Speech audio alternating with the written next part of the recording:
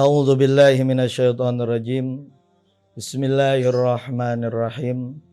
Assalamualaikum warahmatullahi wabarakatuh.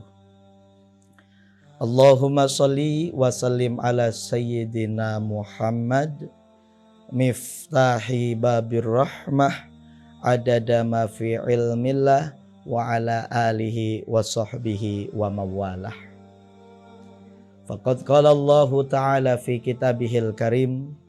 A'udzu billahi minasyaitonir rajim.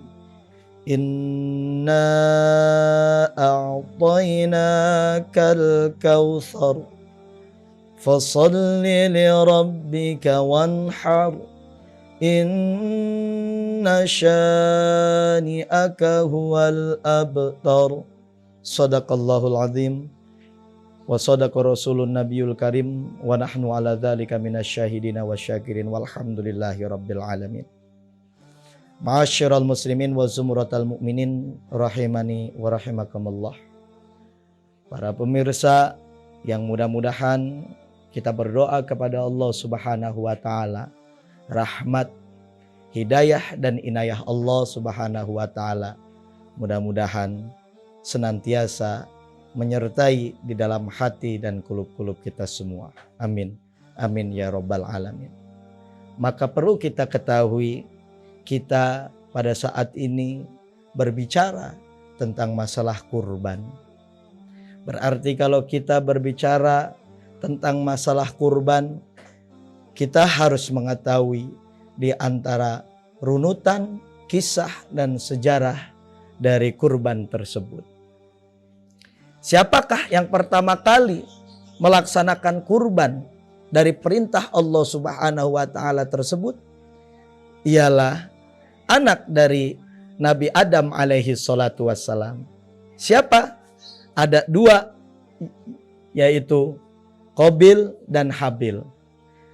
Saudara kembarnya siapa? Saudara kembarnya Qabil ialah Iklimah. Saudara kembarnya Habil ialah Labuda. Lalu Allah perintahkan kepada Nabi Adam alaihi salatu wassalam untuk menikahkan Qabil dengan Labudah, Habil dengan Iklimah. Di antara keputusan dan perintah Allah Subhanahu wa taala, saudara Qabil tidak terima akan dinikahkannya dengan saudari Labuda. Dikarenakan kalau saudari Labuda perempuan yang berparas jelek, kalau Iklimah perempuan atau wanita yang berparas cantik. Maka di situ Allah Subhanahu wa taala memberikan salah satu sesuatu hadiah. Maka berkurbanlah siapa di antara Habil dan Qabil yang berkurban, maka akan diterima kurban tersebut oleh Allah Subhanahu wa taala. Akhirnya kalau Qabil berkurban dengan buah-buahan atau pertanian atau panen dari biji yang sangat jelek, dikurbankan untuk Allah. Tapi kalau Habil itu mengorbankan kambing yang sangat disayanginya, dan akhirnya ditaruh di dua buah bukit, dan akhirnya Allah sambarkan itu petir di bukit Habil, yaitu hewan kesayangan Habil tersebut. Maka dari sini kita bisa tahu. Dan akhirnya terus berjalan dan diteruskan estafet kurban tersebut oleh Nabi Ibrahim alaihi salatu wassalam dan anak tercintanya Nabi Ismail alaihi salatu wassalam. Nabi Ibrahim alaihi salatu wassalam dimimpikan ala ru'ya, dimimpikan oleh Allah Subhanahu wa taala, "Ya Ibrahim, hendaklah engkau berkurban dan menyembelih anakmu Ismail alaihi salatu wassalam." Di situ terjadi kebingungan Nabi Ibrahim alaihi salatu wassalam. Karena dengan keimanan dan ketakwaan yang teguh, akhirnya bisa lulus dari godaan setan ataupun iblis. Akhirnya di situ Nabi Ibrahim membuang batu dan membaca Bismillahi Allahu Akbar. Maka di situ terjadi kisah lempar zumroh. Ketika kurban, ketika ingin disembelih, itu Nabi Ismail alaihi salatu wassalam Nabi Ibrahim ayahandanya hendak bertanya kepada anak tercintanya, wahai Ismail, aku hendak ingin mengorbankanmu atas perintah Allah Subhanahu wa taala. Nabi Ismail bertanya, wahai ayahandaku, apakah ini perintah Allah? Menjawab ayahandanya Ibrahim alaihissalatu wassalam, ya betul anakku. Maka kata Nabi Ismail alaihissalatu wassalam, maka laksanakanlah wahai ayahku. Fata sajiduni insyaallah fil alamin.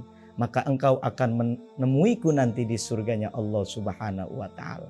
Akhirnya terjadilah sebelum Nabi Ismail alaihi salatu wassalam dikurbankan, akhirnya Allah mengutus malaikat Jibril untuk membawa kambing. Akhirnya Nabi Ismail dirubah atau ditukar menjadi kambing. Maka disitulah peristiwa kurban. Di tanggal berapa? Di tanggal 10 Zulhijjah. Dan apa manfaat dan keutamaan orang yang berkurban? Keutamaan, fadilah dan manfaat bagi orang yang berkurban ialah tanda bersyukur kepada Allah Subhanahu wa taala. Tanda bentuk keikhlasan dirinya kepada Allah Subhanahu wa taala. Tanda bersyukur ketakwaan dirinya kepada Allah Subhanahu wa taala.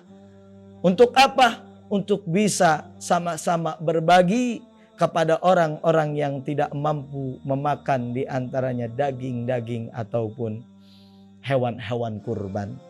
Maka kurban di sini adalah hukumnya fardu atau sunnah muakkad.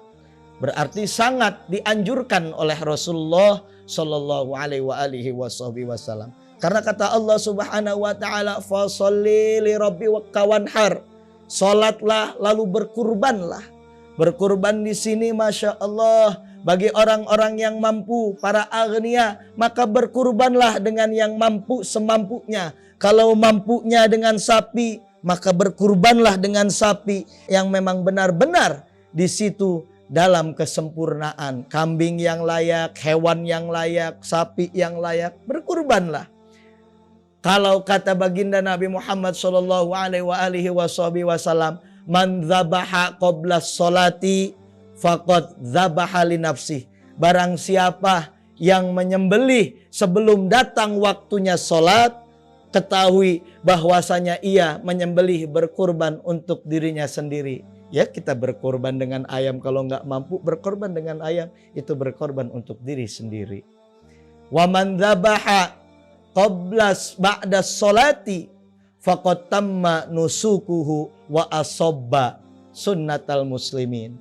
Dan barang siapa yang berkurban setelah sholat, maka ia berkurban karena Allah Subhanahu wa taala, wa asoba sunnatal muslimin, karena itu adalah sebagian dari sunnah baginda Nabiyina Muhammad sallallahu alaihi wasallam. Maka kisah dari kurban ini, bagaimana caranya kita untuk bisa berkurban, berjuang apa-apa yang kita punya. Kita tidak punya harta, berkurbanlah dengan tenaga. Kalau kita tidak punya tenaga, berkurbanlah dengan senyuman. Maka insya Allah keberkahan, hidayah, pertolongan Allah akan selalu menyertainya. Insya Allah. Amin. Ya Rabbal Alamin.